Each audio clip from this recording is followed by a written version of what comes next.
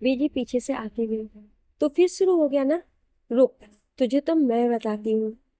सरताज मन में मर गया। सीरत को मनी मन बहुत हंसी आ रही थी। इससे पहले कि बीजी कुछ बोलती, उससे पहले ही सीरत के घर वाले स्टेज पर आ जाते हैं। उन्हें देखकर सरताज मन में बच गया, वरना आज सबके सामने ही मेरी इज्जत का कचरा हो जाता। सीरत की माँ, अच्छा बीजी, आप इजाजत दीजिए। फिर सीरत के पास जाकर, तो खुश है ना पुत्र?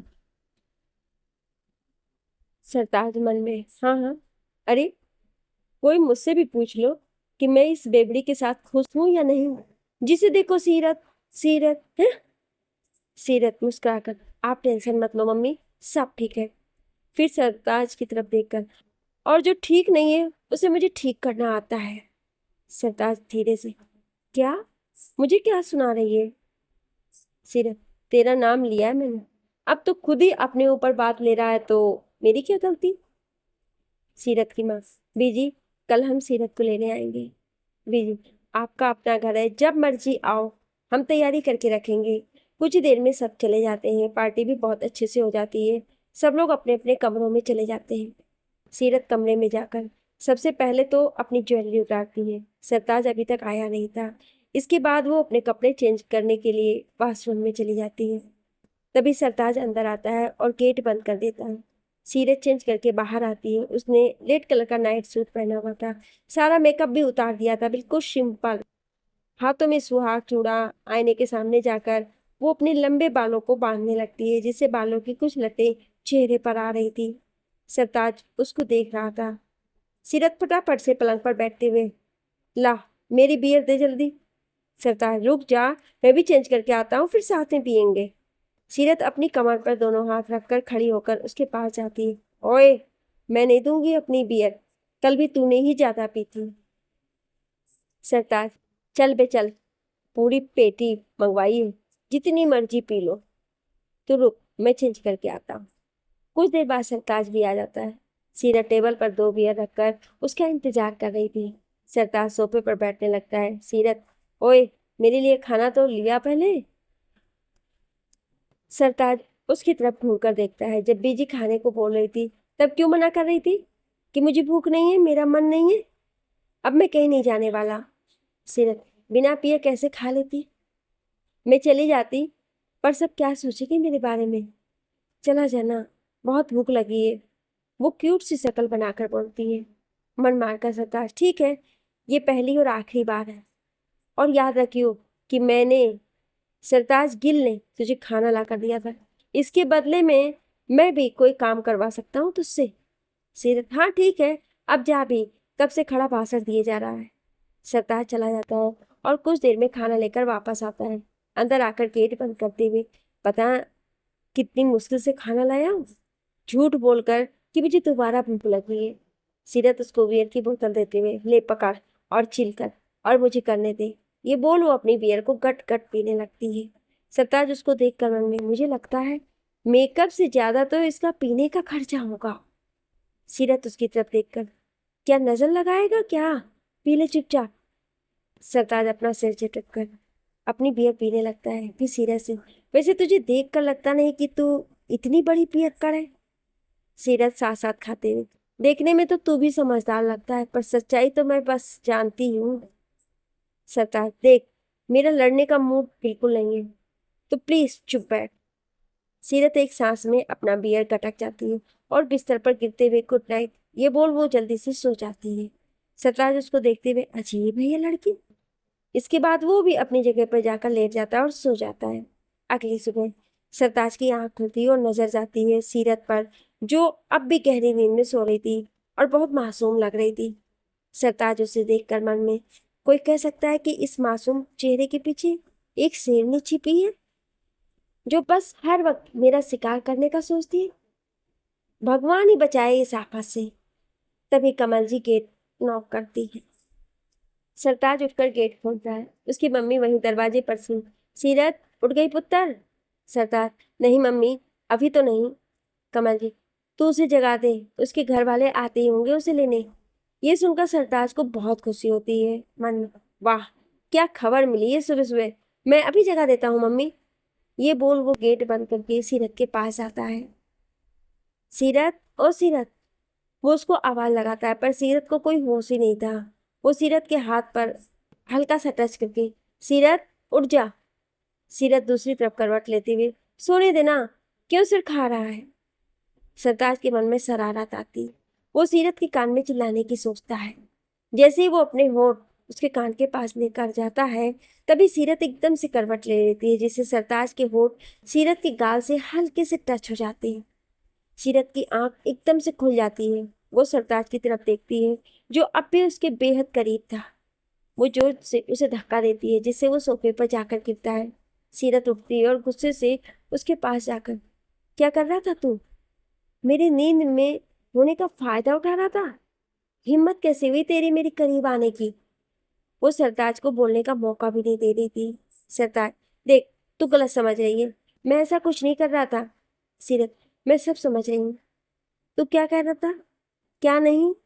वो बहुत गुस्से से बोलती है।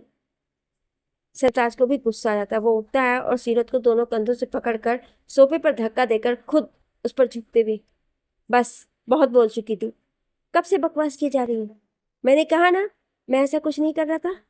वैसे भी सरताज गिल जो भी करता है ना, खुलेआम करता है, ऐसे छिप कर नहीं। देखना चाहोगी कैसे? ये बोल उसके गाल पर अपने होंठ रख देता है। सीरत सिहर उठती है। वो कसवसाते हुए उसे खुद से दूर करने की कोशिश करती है, पर सरताज की पकड़ उस पर कसती चली जाती है। सरताज अब भी उसके बेहद करीब था। दोनों एक दूसरे की आंखों में देख रहे थे। सरताज गुस्से से, मैं सब कुछ बर्दाश्त कर सकता हूँ, पर कोई मुझ पर ये घटिया इल्जाम लगाए, ये बर्दाश्त नहीं कर सकता मैं, समझ गई ना? सीरत गुस्से से अपना चेहरा फेर लेती है। तभी कमल जी फिर से आती हैं। सरताज सीरत को छोड़ देता है और जाकर गेट खोलता है और कमरे से बाहर चला जाता है। सीरत अब भी गुस्से से उसे घूर रही थी, मन में, देख लूंगी तुझे कमीने। कमल जी अंदर आती हैं। सीरत के पास जाकर, उठ गए बच्चे, जल्दी से तैयार हो जा, तेरे मम्मी पापा आते ही होंगे। सीरत, जी मम्मी जी। कमल जी वापस चली जाती है और सीरत नहाने के लिए चली जाती है। कुछ देर में नहा कर निकलती है। सरताज अब भी कमरे में नहीं आया था। बाहर सीरत के घर वाले आ गए थे। वो सब बैठकर बातें कर रहे थे। कमल जी सबका खाने पीने का इंतजाम देखने के बाद सीरत के पास जाकर, तैयार हो गई पुत्र? आसमानी कलर का अनारकली सूट, बालों को एक साइड करके चोटी बनाई हुई थी, चेहरे पर हल्का मेकअप, होठों पर पिंक लिपस्टिक, आंखों में गहरा काजल और लाइनर, और दुपट्टे को बस कंधे पर लटकाया हुआ था। बहुत प्यारी लग रही थी वो। कमल जी, बहुत सुंदर लग रही हो। तभी सरताज अंदर आता है। दोनों की नजरें मिलती हैं। दोनों ही गुस्से से अपना चेहरा फेर लेते हैं और बिना बोले एक दूसरे के पास से गुजर जाते हैं। सीरत बाहर जाकर सबसे मिलती है। सब उसे देखकर बहुत खुश होते हैं। दादाजी, भाई, हम अपनी बच्ची को जल्दी ही लेने आएंगे, मन नहीं लगेगा अब हमारा इसके बिना। सीरत बस मुस्कुरा देती है। कुछ देर में सरताज भी तैयार होकर वापस आता है। माहौल हंसी ठहाकों में बदला हुआ था। वो भी आकर सबके बीच बैठ जाता है। दोनों ही एक दूसरे को नहीं देखते। सीरत के मम्मी पापा खड़े होते हुए, अच्छा जी, अब हम चलते हैं। दादाजी और बीजी खड़े होते हुए, हम कल ही सरताज को भेज देंगे सीरत को लेने के लिए। सरताज मन में, मैं तो नहीं जाने वाला इसे लेने। सीरत मन में, तू आ तो सही कमीने, तुझे तो मैं बताऊंगी। सबसे विदा लेकर वो चले जाते हैं। सरताज अपने कमरे में आकर, फाइनली कल तक के लिए तो शांति मिलेगी। आह, मेरा प्यारा कमरा, मेरा प्यारा बिस्तर, जिस पर कब्जा कर लिया था उस जादूगरनी ने। सीरत भी अपने घर पहुंच गई थी। सबसे मिलने के बाद वो भी अपने कमरे में इधर से उधर चक्कर काटते हुए, समझता क्या है खुद को, मुझे धमका रहा था, मुझे, और उसने मुझे किस। बोलते वक्त उसका हाथ अपने गाल पर चला जाता है। आंखों में गुस्सा उतर आता है। मन में, तुम्हें छोड़ूंगी नहीं सरताज गिल। चाहे गुस्से से ही सही, दोनों ही एक दूसरे के बारे में सोच रहे थे। दोनों एक दूसरे से दूर होकर भी एक दूसरे के पास थे। खैर, ऐसे ही दिन बीत जाता है और रात होती है। सरताज के दोस्त आए हुए थे और वो सब उसको सीरत के नाम से छेड़ रहे थे, जिससे सरताज बहुत इरिटेट हो रहा था। मन में, ये सीरत तो पीछा ही नहीं छोड़ रही है। सरताज गुस्से से खड़े होते हुए, बंद करो अपनी बकवास। अब अगर किसी ने उस सीरत का नाम भी लिया ना तो। सरताज के दोस्त, रिलैक्स यार, हम तो बस ऐसे ही, चल कहीं बाहर चलते हैं, कितने दिन हो गए। सब लोग कुछ ही देर में एक डिस्को के अंदर थे। कोई डांस करने लगा था तो कोई ड्रिंक कर रहा था। सरताज भी यहाँ आकर कुछ समय के लिए सीरत को भूल गया था। तभी उसके एक दोस्त की आवाज आती है, यार ये सीरत नहीं है? सरताज पीछे मुड़कर देखता है। ब्लैक कलर की स्लीवलेस ड्रेस जो कि घुटनों से थोड़ी नीचे तक थी। बाल का स्टाइलिश बन बनाया हुआ था। कानों में डायमंड के इयररिंग पहने हुए थे। हाथों में चूड़ा निकालकर डायमंड ब्रेसलेट पहना हुआ और दूसरे हाथ में ब्लैक कलर का क्लच। हल्के मेकअप के साथ वो बहुत ही प्यारी लग रही थी। सीरत अपनी सहेलियों के साथ बातें करती हुई आ रही थी, इस बात से अनजान कि सरताज एक टक उसे ही देख रहा। सरताज के दोस्त, तूने बताया नहीं कि भाभी भी आने वाली है? सरताज सबको घूर कर देखकर सीरत उन सबको देखे बिना दूसरी तरफ चली जाती है। सरताज उसे देख मन में, पक्का आज मेरी बेइज्जती होने वाली है। ये सीरत कितनी बड़ी पियक्कड़ है। ये आज मेरे सब दोस्तों को पता चल जाएगा और फिर सब मुझे चिढ़ाएंगे। सीरत अपनी सहेलियों के साथ वहां रखे सोफे पर बैठी थी।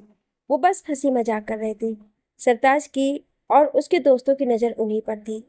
उनमें से एक, चलो ना हम भी उन्हें ज्वाइन करते हैं। सरताज गुस्से से, कोई ज़रूरत नहीं है ज़्यादा रिश्तेदारी निभाने की। सीरत की सहेलियां अपने लिए ड्रिंक लेकर आती हैं। सरताज उन्हें देखकर, बस अब पता चल जाएगा सबको। वो सीरत की तरफ भी देख रहा था। सीरत की सभी सहेलियां अपनी अपनी ड्रिंक ले लेती हैं। सीरत भी अपनी ड्रिंक उठाने लगती है। तभी उसकी नज़र सामने सरताज और उसके दोस्तों पर जाती है। वो एक टक सरताज को देख रही थी और सरताज उसे। दोनों के दिमाग में सुबह वाली घटना घूम जाती है और दोनों ही गुस्से से अपना चेहरा फेर लेते हैं। सीरत अपनी ड्रिंक नहीं उठाती। उसकी सहेली, पी ना, तुझे क्या हुआ? सीरत, आज मन नहीं है। हालांकि सरताज उनकी बातें नहीं सुन सकता था, पर वो ये समझ गया कि सीरत पी नहीं रही है। ये देख वो राहत की सांस लेता है। मन, चलो शुक्र है इतनी तो अकल है इसमें। वहां पर मौजूद एक लड़का कब से सीरत को देख रहा था। सरताज के दोस्त, ओए ये कमीना कब से भाभी को घूर रहा है? हड्डियां तोड़ तोड़ दे क्या इसकी? सरताज, चुप करो सब और उसे भाभी भाभी कहना बंद करो। कुछ नहीं लगती है मेरी। सीरत की सहेलियां डांस करने चले जाती हैं। वो सीरत को भी बोलती हैं। सीरत अपने फोन में कुछ देख रही थी। वो बोलती है, तुम चलो मैं आई। सीरत वहां पर अकेली बैठी होती है। उस लड़के के कदम उसकी तरफ बढ़ जाते हैं। सीरत भी उसकी हरकतें काफी टाइम से नोटिस कर रही थी। बेशक सरताज ने सबको कह दिया कि सीरत के पास कोई नहीं जाएगा, पर उसका सारा ध्यान सीरत और उस लड़के की तरफ था और उसे उस लड़के पर भी बहुत गुस्सा आ रहा था।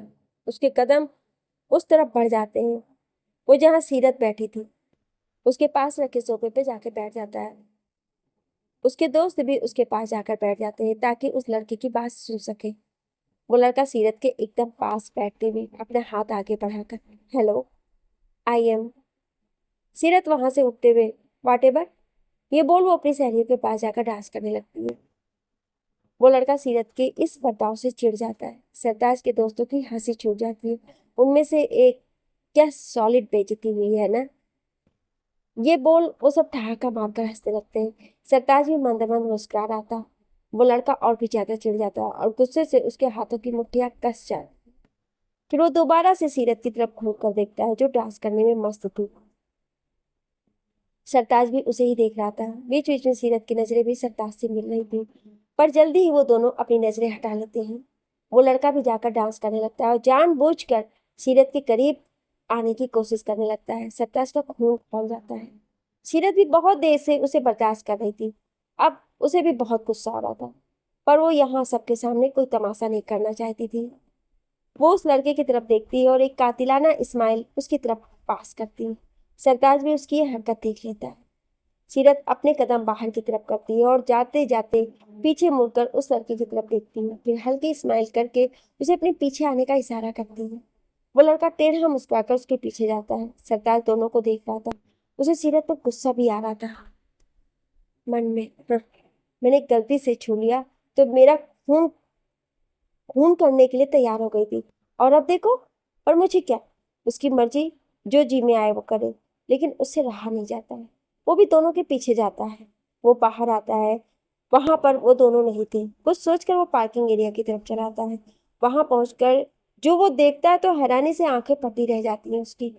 सीरत अपनी गुस्से से लाल आंखों से उसे घूर रही थी और उसने उस लड़के पर गन पॉइंट की हुई थी। वो लड़का उसके आगे हाथ जोड़कर घबराया सा खड़ा था। सीरत गुस्से से, बहुत नाचने का शौक है ना तुझे लड़कियों से, चिपक चिपक के, अब नाच। वो गरजते हुए बोलती है। वो लड़का, मुझे माफ कर दो प्लीज, आगे से मैं किसी लड़की की तरफ आंख उठाकर भी नहीं देखूंगा। सीरत दांत पीचकर, मैंने कहा नाच, चल शुरू हो जा। वो लड़का पागलों की तरह नाचने लगा। उसकी हालत पर सरताज को बहुत हंसी आ रही थी। सीरत बहुत देर तक उसको नचाती है, फिर एकदम से उस लड़के के करीब जाकर गन उसके माथे पे रखती है, फिर बेहद गुस्से से, बेटा इतना टाइम नहीं लगाती सीरत बाजवा, इतनी देर में तो ठोक देती हूँ, बस समझा। सीरत कहीं सच में गोली न चला दे, ये सोचकर सरताज जल्दी से उसके पीछे जाता है। सीरत, चल निकल यहाँ से, वो उस लड़के से बोलती है। तभी सरताज उसके पीछे पहुंच जाता है, जो सीरत को भी पता चल जाता है। वो एकदम से पलटती है और गन सरताज के माथे पे पॉइंट करती है। तूने भी मुझे धोखे से छूने की कोशिश की थी सुबह, बेहद गुस्से से वो बोलती है। सरताज बेखौफ उसकी आंखों में देखता है। वो लड़का तो वहां से भाग जाता है। सरताज निडर होकर उसकी आंखों में देखते हुए, मैंने पहले भी कहा था और अब भी कह रहा हूँ, वो गलती से हुआ था, मेरा ऐसा कोई इरादा नहीं है, इतनी छोटी सोच का मालिक नहीं हूँ। सरताज की जैसी घटिया हरकतें करे, और फिर तुझे लगता है कि मैंने जानबूझकर किया है, तो चला गोली, वो बेखौफ होकर बोलता है। सीरत को उसकी आवाज में, उसकी आंखों में सच्चाई साफ दिखाई दे रही थी। वो गन नीचे कर लेती, तभी दोनों के दोस्त उनको ढूंढते हुए वहां पर आ जाते हैं और दोनों को साथ देकर हैरान रह जाते हैं। सीरत जल्दी से गन छिपा देती है। सीरत की सहेली, तूने बताया नहीं सीरत कि जीजाजी भी आने वाले हैं, तभी तेरा हमारे साथ मन नहीं लग रहा था, पहले बोल देती तो हम तेरे साथ आते ही नहीं। सरताज के दोस्त मौके का फायदा उठाते हुए, और नहीं तो क्या, तुझे भी भाभी के साथ अकेले आना था तो बोल देता, यहाँ छिप छिप कर क्यों मिल रहे हो। सीरत और सरताज दोनों हैरानी से एक दूसरे को देखते हैं, फिर दोनों एक साथ, बकवास बंद करो अपनी। सरताज के दोस्त, वाह, अब पकड़े गए तो बकवास बंद करो। सीरत की सहेलियां, और नहीं तो क्या, चलो अब हम लोग ही चलते हैं यहाँ से। सीरत बीच में, अरे पर सुनो तो। उसकी सहेली, अब तुम दोनों सुनो एक दूसरे की, हम तो चले, हमें कबाब में हड्डी बनने का शौक नहीं है, और हाँ, हम तेरी गाड़ी लेकर जा रहे हैं, तुझे तो जीजाजी भी छोड़ देंगे। सरताज के दोस्त भी उनके साथ चले जाते हैं। वो तो कब से इसी मौके के तलाश में थे। सब लोग दोनों को अकेला छोड़कर चले आते हैं। सीरत उन्हें आवाज लगाती रह जाती है, पर वो नहीं सुनते हैं। दोनों बेबसी से एक दूसरे की तरफ देखते हैं। सीरत मन में, मुझे इस बंदर के साथ नहीं जाना। सरताज मन में, मुझे इस बंदरिया के साथ नहीं जाना। उफ, क्या मुसीबत है, कितनी मुश्किल से इसका पीछा छुड़वाया था, लेकिन भगवान से मेरी खुशी देखी नहीं जाती, फिर फंसा दिया ना। सीरत मन में, फंस तो मैं गई हूँ, वो भी उन पागलों की वजह से। ओफो, क्या मुसीबत है, अब इससे कैसे कहूँ कि मुझे जोरों की भूख लगी है, उन तितलियों के चक्कर में मैंने खाना ही नहीं खाया। दोनों को अपने दोस्तों पर गुस्सा आ रहा था। सरताज मजबूरी से, चले। सीरत मन मारकर हाँ। दोनों गाड़ी में बैठ जाते हैं। भूख तो सरताज को भी बहुत लगी थी और रात भी हो गई थी। वो गाड़ी सड़क पर दौड़ा देता है। दोनों ही चुप थे, दोनों के पेट में चूहे दौड़ रहे थे।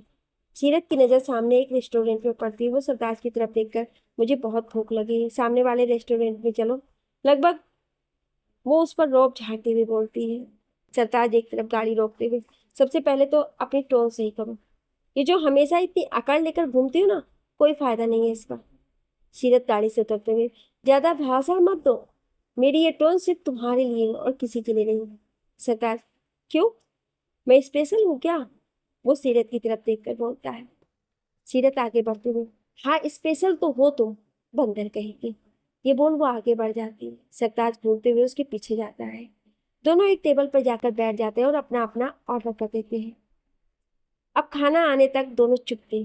कुछ ही देर में उनका खाना आ जाता है। दोनों अपना अपना खाना खाने लगते हैं। जब पैसे देने की बारी आती है तो सीरत अपना कार्ड निकाल कर पेमेंट कर देती है।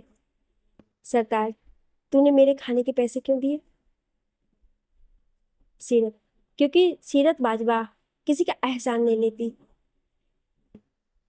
तू मुझे घर तक छोड़ रहा है, ये उसी के बदले में है।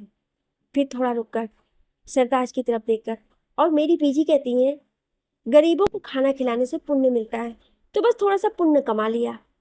ये बोल वो मुस्कुराते हुए जाकर गाड़ी में बैठ जाती है। सरताज वहीं खड़ा उसकी बातों का मतलब समझने की कोशिश कर रहा था, और मतलब समझ आते ही, ओए रुक तेरी तो, वो गाड़ी में बैठती हुई, तुझे मैं गरीब लगता हूँ? सीरत मुस्कुराकर चेहरा फेर लेती है, फिर जोर से, अब तू चलने की मेहरबानी करेगा या मैं खुद ही चली जाऊं? सरताज गाड़ी स्टार्ट करते हुए, देख लूंगा तुझे, कल आ रहा हूं ना तुझे लेने, देखती जा तो आपकी ये सरताज गिल क्या चीज है। सीरत उसकी तरफ देखकर, चल चल, डरती नहीं हूं मैं तेरे से, बड़ा आया, जो करना है वो कर ले। हाँ। सरताज गाड़ी स्टार्ट करता है और सीरत के घर की तरफ भगा देता है। दोनों में से कोई कुछ नहीं बोल रहा था। हाँ, जब भी एक दूसरे पर नजर पड़ती तब दूर जरूर रहे थे एक दूसरे को। सरताज मन में, सही कहते हैं सब, इस सीरत के बारे में एक नंबर की नक चढ़ी है। पता नहीं बीजी और दादाजी को इसमें ऐसा क्या दिखा जो सालों पुरानी दुश्मनी खत्म करने के लिए भी तैयार हो गए। सीरत मन में, पता नहीं इस लंगूर में क्या दिखाई दिया मेरे घर वालों को जो मुझे इसके साथ बांध दिया। ओहो, अभी तो शादी को बस 2 दिन ही हुए हैं, मैं इसके साथ एडजस्ट नहीं कर पा रही। पता नहीं सारी जिंदगी कैसे रहूंगी। कुछ ही देर में सीरत का घर आ गया था। सीरत गाड़ी में से उतरती है और अंदर जाने लगती है। सरताज जल्दी से बाहर आकर पीछे से, ओ हेलो, तेरा ड्राइवर हूँ क्या? तुझे घर तक छोड़ा है, कोई थैंक यू नहीं, कोई एहसान नहीं, बेशर्मों की तरफ चुपचाप चली जा रही है। सीरत उसकी तरफ घूम कर देखती है, वो कुछ बोलने वाली होती है, तभी पीछे से एक रौबदार आवाज उसके कान में पड़ती है, जो सीरत के दादाजी हरजोत वाजवा की थी। कहाँ से आ रही हो इतनी रात को? आवाज सुनकर सीरत के चेहरे का रंग उड़ गया था, जो सरताज ने देख लिया था। पीछे मुड़कर देखने की सीरत की हिम्मत नहीं थी। उसकी शक्ल देखकर एक बार को तो सरताज भी डर गया था। हरजोत जी, मैंने पूछा कहाँ से आ रही हो इतनी रात को, वो भी इस लफंगे के साथ? अभी तक उन्होंने सरताज का चेहरा नहीं देखा था। सरताज मन में, मैं और लफंगा? वाह, क्या इज्जत है मेरी अपने ससुराल में। सीरत थूक निकलते हुए सरताज के पास आती है और फिर उसका हाथ पकड़कर दादाजी के सामने जाती है। ये लफंगा नहीं है दादाजी, आपका जमाई है। सरताज हैरान होकर सीरत की तरफ देखता है, मन में ये कड़वी नींद से अचानक शहद जैसे टपकने लगा। दादाजी सरताज को देखकर, ओहो, माफ करना पुत्र जी, मैंने तो तुम्हें लफंगा समझ लिया था। सरताज आगे बढ़कर उनके पैर छूते हुए, कोई बात नहीं दादाजी। दादाजी सीरत की तरफ देखकर, बेटा जी, बताया नहीं आपने कहाँ गई थी इतनी रात को? सरताज मन में, अब आएगा मजा जब मेरे सामने इस सीरत की बैंड बजेगी। सीरत सरताज की तरफ इशारा करके, इन्होंने बुलाया था दादाजी मिलने के लिए। वो बहुत मासूम सी शक्ल बनाकर बोलती है। ये सुन सरताज हैरानी से उसकी तरफ देखता है और बोलता है, मैंने? सीरत उसकी बाजू पर हल्की सी नोच लेती है और आंखें दिखाकर उसे चुप रहने को बोलती है। दादाजी, सरताज पुत्र, पर क्यों? सीरत, क्या दादाजी आप भी, एक तो एकदम से आपने हम दोनों की शादी करवा दी, एक दूसरे को समझने का मौका भी नहीं दिया, ऊपर से अब हमारे मिलने पर आप सवाल जवाब कर रहे हो, ये तो गलत बात है ना? वो शिकायत करने के लहजे से बोलती है। उसे देख सरताज मन में, वाह, इसे कहते हैं उल्टा चोर कोतवाल को डांटे।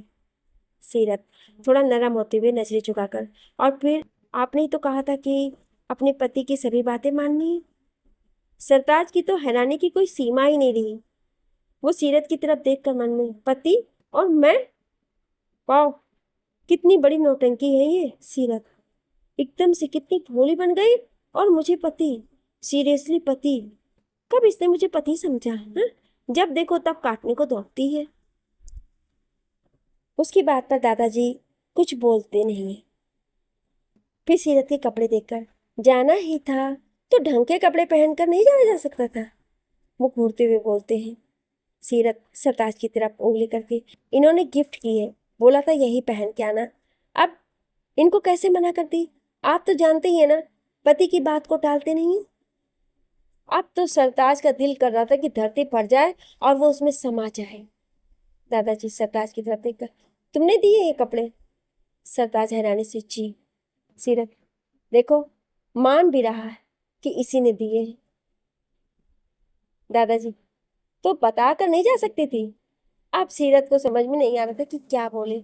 वो सरताज की तरफ देखती है, इतने में सीरत की दादी आकर थोड़े गुस्से से वो मुझे बता कर गई थी, और क्या कब से पुलिस वालों की तरह सवाल कर रहे हो?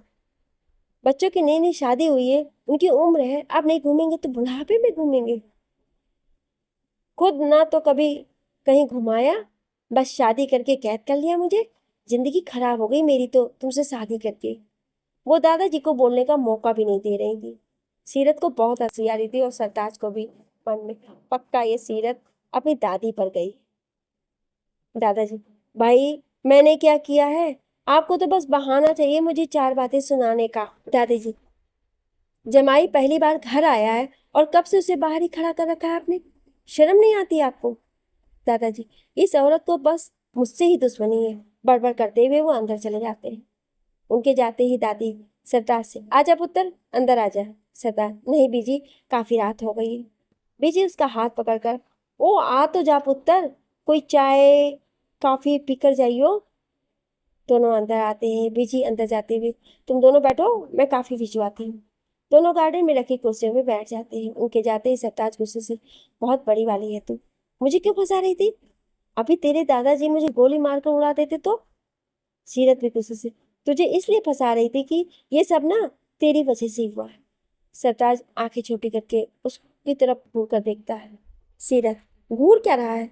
मैं तो फटाफट अंदर जा रही थी, पर नहीं, तुझे पड़ी थी मुझे थैंक यू बोलने का। मेरा एहसान नहीं माना, जब तो बहुत बोल रहा था तू। सरताज कुछ बोलता उससे पहले ही बीजी नौकर के हाथ काफी भिजवाती हैं और पीछे पीछे खुद भी आ जाती हैं। बीजी को देखकर दोनों चुप हो जाते हैं। बीजी सरताज के पास जाकर, ले पुत्र कॉफी पी। सरताज मुस्कुरा कर कॉफी उठा लेता है। बीजी, तुम दोनों बात करो, मैं अभी आई। जाते हुए सीरत से, ध्यान रखना सरताज पुत्र का। सीरत में, ध्यान माई फुट, ये क्या बच्चा है जो मैं इसका ध्यान रखूं? सरताज फटाफट अपनी कॉफी खत्म करता है और खड़े होते हुए, मैं चलता हूँ। सीरत भी खड़ी हो जाती है। सरताज आगे बढ़ता है। सीरत पीछे से, ओए रुक। सरताज पीछे पकड़ता है। सीरत उसके सामने जाकर उसकी तरफ देखकर, थैंक यू। सरताज को तो अपने कानों पर यकीन नहीं होता है। वो अपना कान साफ करते हुए, क्या? मैंने कुछ गलत सुन लिया शायद, फिर से बोल तो। सीरत उसे घूरकर, ज्यादा मत बन, तूने साफ सुना है कि मैंने क्या बोला क्या नहीं। बड़ा आया, फिर से बोल तो। सरताज, हाँ पक्का मैंने गलत ही सुना था, तू कभी ढंग से बात ही नहीं कर सकती। सीरत टेढ़ा मुस्कुराकर, हाँ तूने गलत ही सुना है। ये बोल वो अंदर की तरफ जाने लगती है। सरताज पीछे से, अच्छा बता तो दे कि क्या बोला था तूने।